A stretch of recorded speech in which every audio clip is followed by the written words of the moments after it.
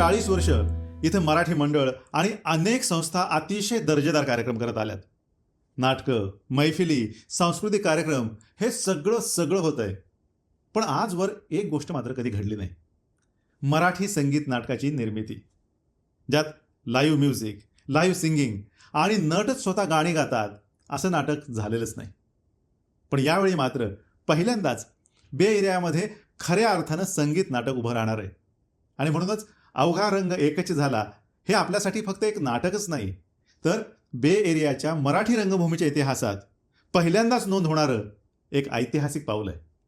आणि मला आशा आहे की या पावलावर पाऊल ठेवून यानंतर अनेक संगीत नाटकांची निर्मिती इथे होत राहील.